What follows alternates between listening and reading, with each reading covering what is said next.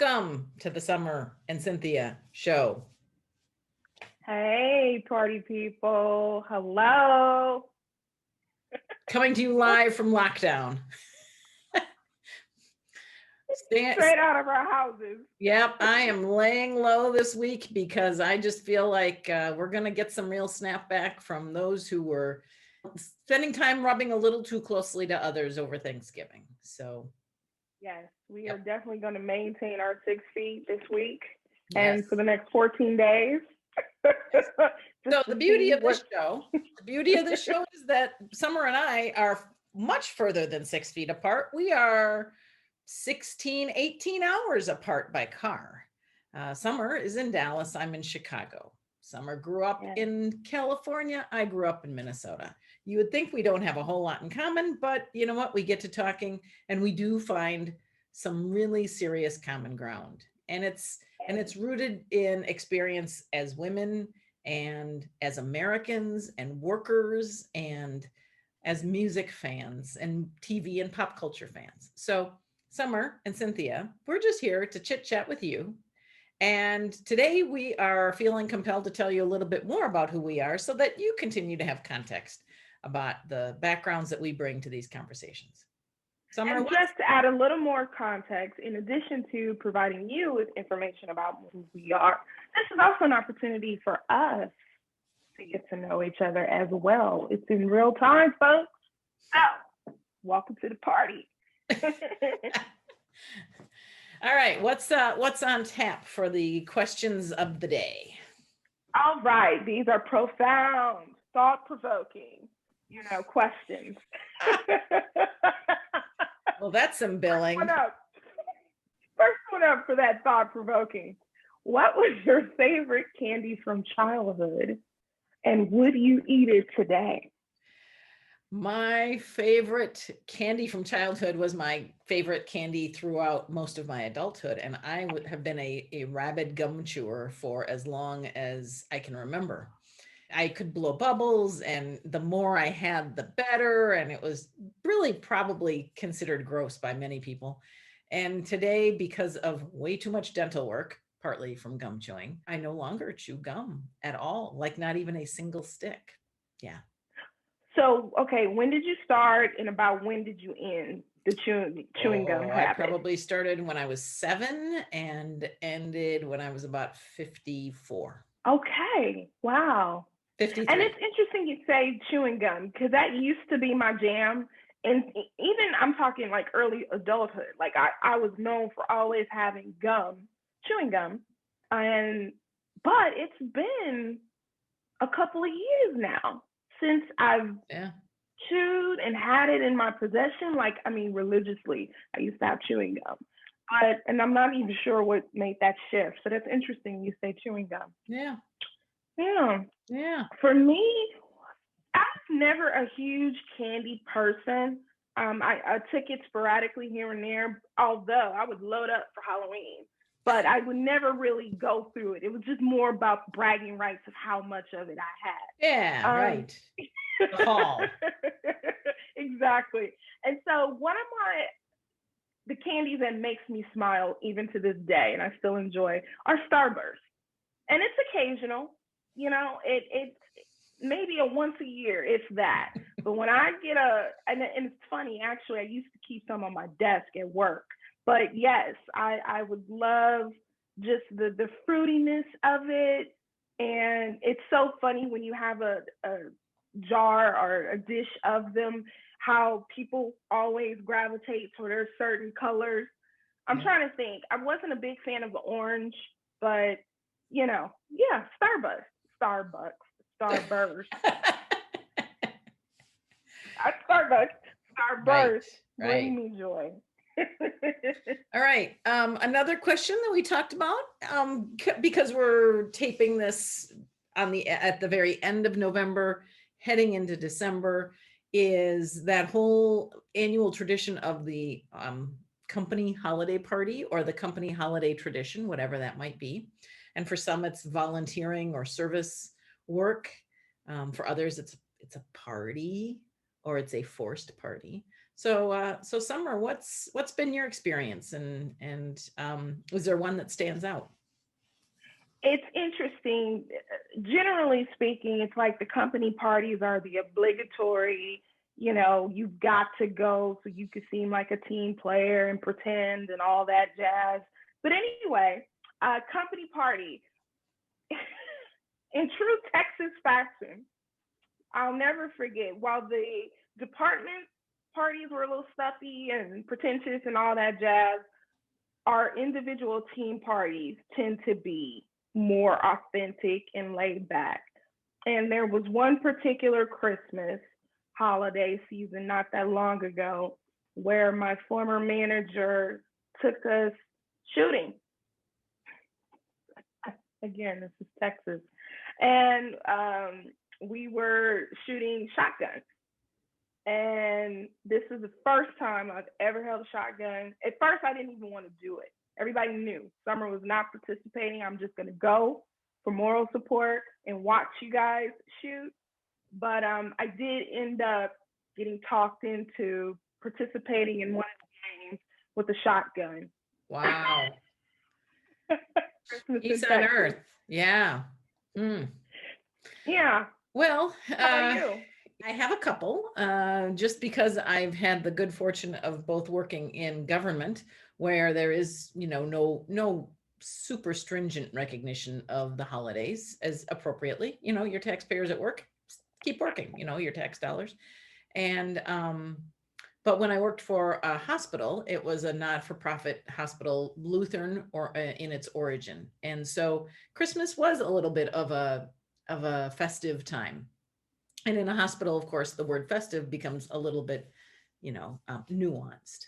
But one of the things that we did, because it was also flu season and everybody was trying to take time off and everything else, was that there was always the hospital sponsored meals that were given for every employee. So there was a certain day where the cafeteria was off limits to the public, and instead it was our employee lunch. And then in the evening, it was the employee dinner. So we were able to cover all shifts. And the administrative staff, of which I was a dotted line member, we were the servers and the clearers, and we, did the service of it. And then every frontline worker, whether they were a clinical person or housekeeping staff or, the building maintenance people, they were the ones who came through. And they were really special. It always got very hot in there because here you are, you're trying to wear a festive sweater or whatever. Yeah. And there's food and you're moving and you're talking and there's just a lot of adrenaline and energy. But it really was sincere. I think it was a highlight. I think it was something that brought everybody together just for even a day, which otherwise was the idea that in a hospital, you really rely on everybody to do their job, to do it very capably and to do it straight from the heart. So it was always a special time. And I'll add to, while the pomp and circumstance of the parties were one thing, what I did enjoy and will miss, especially obviously this is our first time where we're not going to do it in the capacity we would like, but handing out those greetings, those personalized greetings to people who meant something to me, or you just want to make their day. And again, it's everyone from the custodian staff on up. It's just that little element of surprise to just let people know that you're thinking of them. And not necessarily being extravagant, but it's just that the thought that count moment that makes it special. So I'll miss that this time. Yeah. So the COVID silver lining on this is there won't be as many forced work parties, the happy hour or the thing at the hotel or whatever.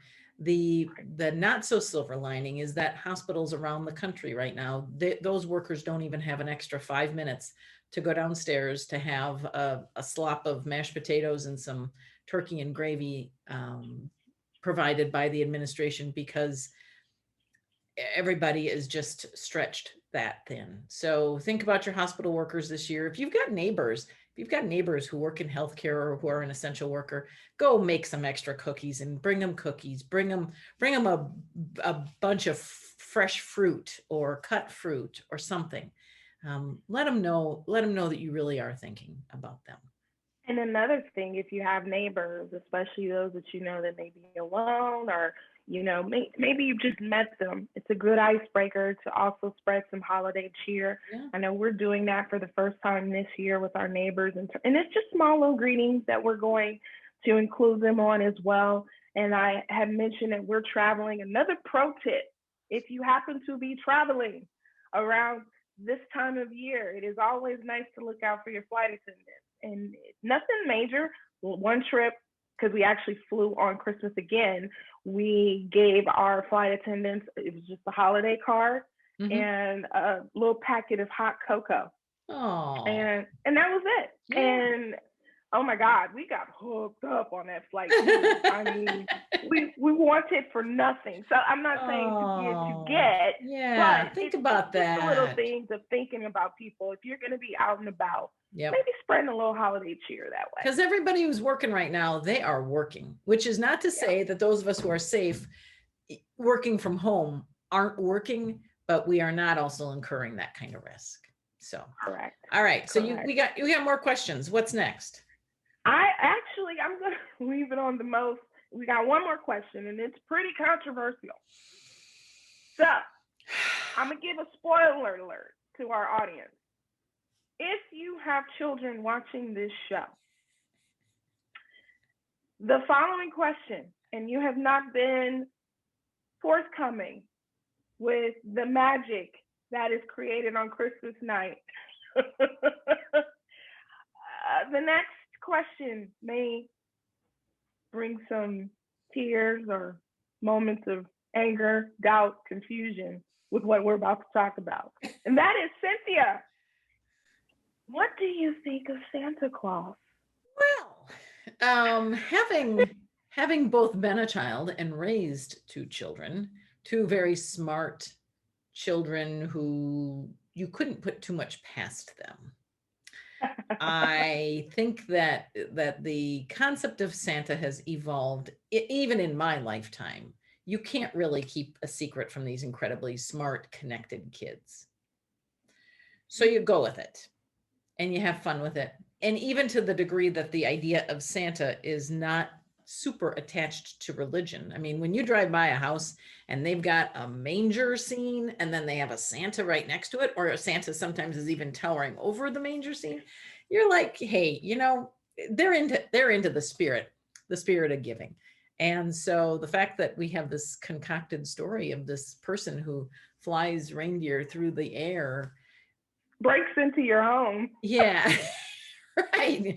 Maybe get stuck down your chimney. Well, if you don't have a chimney, I mean, there's a lot that's going wrong right now with the whole Santa concept. So, and you're supposed to leave him food as he breaks into your home. Yes.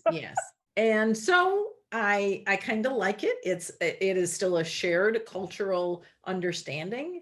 It's kind of fun. I don't have children, so I can only speak from the experience that my parents blessed us with. And obviously, we grew up believing in Santa wholeheartedly. I remember, in fact, this time of year, right after Thanksgiving, we're looking at the huge Sears Christmas wish list, JCPenney, Toys R Us. Yeah, those catalogs. We studied that more than, if you want to get our attention and be diligent and focused, break out those catalogs. And we were ready to make our list and check it twice and make sure that mom and dad made sure the man knew what we wanted. So yes, of course, growing up, you fell in love with the essence of Santa Claus. And yes, I love cookies and milk and did all the things. And it's funny, of course, when you have conversations later on with your parents, we really rob you guys as parents of the victory of, you guys are the heroes. You are the one who are actually performing these miracles, AKA providing us what's on this list.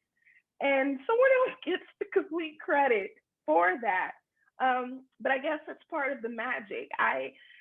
Whether you tell your child, is there a Santa Claus or not, it's up to you. I think it's an individual walk as a parent. But again, from my perspective, I just think it's kind of, maybe he should be a helper to the parents. Because seriously, people are breaking their necks to provide, you know, even a fraction of what their child puts out on this list, and Yeah. you don't get the credit for it. It Yeah. goes to some stranger.